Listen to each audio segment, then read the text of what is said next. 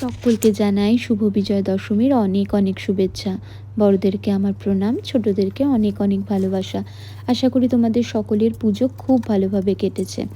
পুজো 4টে দিনের জন্য আমরা একটা বছর ধরে অপেক্ষা করে থাকি, অথচ এই 4টে দিন এলেই কিভাবে যে কেটে যায়। পুজো আসছে আসছে ওটাই ভালো ছিল। কত শপিং, কত প্ল্যান, কত কিছু।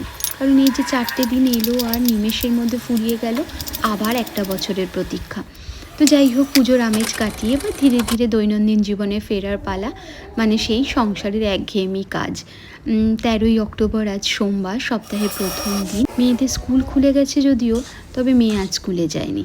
ওর আজকে মনে হলো যে আজকে পুজোর সবে ছুটি কাটালাম, আজকের দিনটা যাব না। তো আমিও ওকে আর জোর করলাম না, কারণ আমাদেরই তাই কেমন লাগছে, সবে পুজো গেল, কাজ করতে আর ইচ্ছে করছে না। তো তাই ভেবে মেয়েকে বললাম ঠিক আছে, কাল থেকে আবার স্কুলে যাই।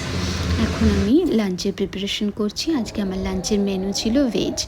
এখন রোজই আমার ভেজই হয়, কারণ ভজকাই এখন আর মাছ মাংস খেতে চায় না। আর তোমাদের সঙ্গে আগেই বলেছি আমার মেয়ে তো বাইরের খাবারই খায়, আর আমার একার জন্য আর আমি মাছ মাংস রান্না করি না। যদি কখনো খেতে ইচ্ছা করে অর্ডার করে নিয়ে নিই। তাহলে আজ এই অবধি থাক, আবার দেখা হবে পরবর্তী ব্লগে। টাটা।